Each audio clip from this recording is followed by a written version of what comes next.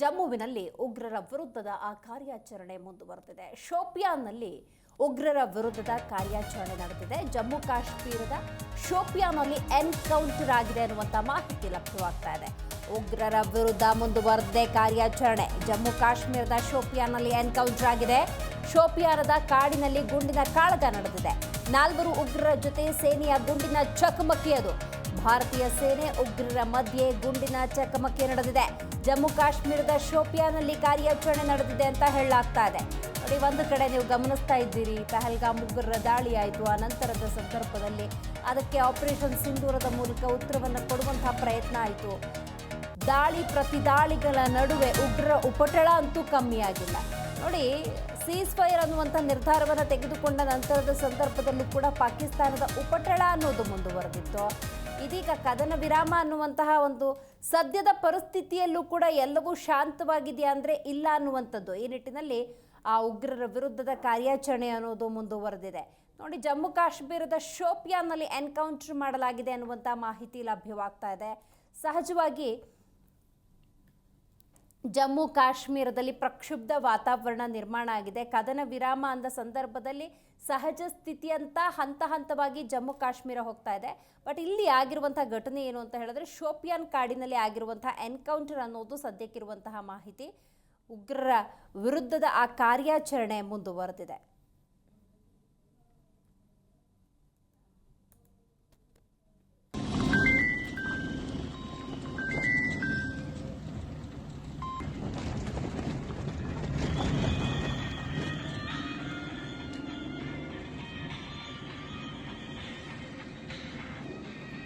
ನಾಲ್ವರು ಉಗ್ರರ ಜೊತೆಗೆ ಸೇನೆಯ ಗುಂಡಿನ ಚಕಮಕಿ ನಡೆದಿರುವಂಥದ್ದು. ಶೋಪಿಯಾನ್ ಕಾಡಿನಲ್ಲಿ ಆಗಿರುವಂತಹ ಗುಂಡಿನ ಕಾಳಗ ಇದು. ಜಮ್ಮು ಕಾಶ್ಮೀರದ ಶೋಪಿಯಾನ್ನಲ್ಲಿ ಕಾರ್ಯಾಚರಣೆ ಮುಂದುವರೆದಿದೆ. ನಾನಾಗಲೇ ಉಲ್ಲೇಖ ಮಾಡ್ತಾ ಇದ್ದೆ, ನೀವು ಗಮನಿಸಿದ್ರಿ, ಪಹಲ್ಗಾಮ್ ಉಗ್ರರ ದಾಳಿಯ ನಂತರದ ಸಂದರ್ಭದಲ್ಲಿ ಪ್ರಕ್ಷುಬ್ಧ ವಾತಾವರಣ ಅಂತೂ ನಿರ್ಮಾಣವಾಗಿದೆ. ಯಾವಾಗ ಎಲ್ಲಿ ಹೇಗೆ ಘಟನೆಗಳು ನಡೆಯುತ್ತೆ ಅಂತ ಊಹೆ ಮಾಡೋದು ಕಷ್ಟ. ಯಾಕೆ ಅಂತ ಹೇಳಿದ್ರೆ, ಕದನ ವಿರಾಮ ಅನ್ನುವಂಥ ಮಾಹಿತಿ ಲಭ್ಯವಾದ ನಂತರದ ಸಂದರ್ಭದಲ್ಲೂ ಕೂಡ ಪಾಕಿಸ್ತಾನದಿಂದ ಫೈರಿಂಗ್ ಆಗುತ್ತೆ ಅನ್ನೋದಾದ್ರೆ ಅವರ ಉಪಟಳ ಇಲ್ಲಿಗೆ ನಿಂತು ಹೋಗುತ್ತೆ ಅಂತ ಊಹೆ ಮಾಡೋದು ಅಸಾಧ್ಯ. ಹಾಗೆ ನಂಬಿಕೊಂಡ್ರೆ ಅದಕ್ಕಿಂತ ಮೂರ್ಖತರ ಮತ್ತೊಂದಿಲ್ಲ. ನೋಡಿ, ಜಮ್ಮು ಕಾಶ್ಮೀರದ ಶೋಪಿಯಾನಲ್ಲಿ ಎನ್ಕೌಂಟರ್ ಯಾಕಾಗಿದೆ ಅಂತ ನೋಡಿದ್ರೆ, ಅಲ್ಲಿದ್ದದ್ದು ಉಗ್ರರು. 4 ಉಗ್ರರ ಜೊತೆ ಸೇನೆ ಗುಂಡಿನ ಚಕಮಕಿಯನ್ನು ನಡೆಸಿದೆ. ಭಾರತೀಯ ಸೇನೆ ಹಾಗೂ ಉಗ್ರರ ಮಧ್ಯೆ ನಡೆದಿರುವಂತಹ ಗುಂಡಿನ ಚಕಮಕಿ ಅದು.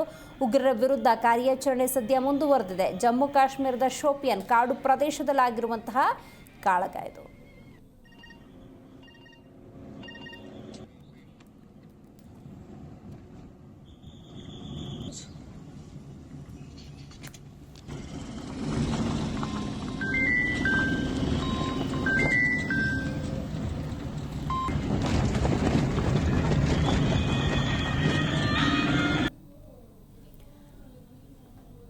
ಪಹಲ್ಗಾಮ್ ದಾಳಿ ಪ್ರಕರಣಕ್ಕೆ ಸಂಬಂಧಪಟ್ಟಂತೆ ಮತ್ತು 3 ಉಗ್ರ ಫೋಟೋವನ್ನು ರಿಲೀಸ್ ಮಾಡಲಾಗಿದೆ ಅನ್ನುವಂಥ ಮಾಹಿತಿ ಲಭ್ಯವಾಗ್ತಾ ಇದೆ. ಪಹಲ್ಗಾಮ್ನಲ್ಲಿ ಆದಂತಹ ನರಮೇಧ ಪ್ರಕರಣಕ್ಕೆ ಸಂಬಂಧಪಟ್ಟಂತೆ ಮತ್ತೆ 3 ಫೋಟೋವನ್ನು ರಿಲೀಸ್ ಮಾಡಲಾಗಿದೆ. ಕ್ರಿಮಿಗಳ ಬಗ್ಗೆ ಮಾಹಿತಿ ನೀಡಿದ್ರೆ 20 ಲಕ್ಷ ಅನ್ನುವಂತಹ ಘೋಷಣೆ ಕೂಡ ಆಗಿದೆ. ಜಮ್ಮು ಕಾಶ್ಮೀರ ಪೊಲೀಸರಿಂದ ಬಿಗ್ ಆಫರ್. ಪಹಲ್ಗಾಮ್ ಘಟನೆಯ ಬಳಿಕ ಉಗ್ರ ಫೋಟೋವನ್ನು ರಿಲೀಸ್ ಮಾಡಲಾಗಿತ್ತು. ಇದೀಗ ಜಮ್ಮು ಪೊಲೀಸರು ಕೂಡ 3 ಫೋಟೋವನ್ನು ರಿಲೀಸ್ ಮಾಡಿದ್ದಾರೆ. ಹಿಡಿದುಕೊಟ್ಟವರಿಗೆ, ಮಾಹಿತಿ ನೀಡಿದವರಿಗೆ 20 ಲಕ್ಷ ಅನ್ನುವಂತಹ ಘೋಷಣೆಯನ್ನು ಮಾಡಲಾಗಿದೆ.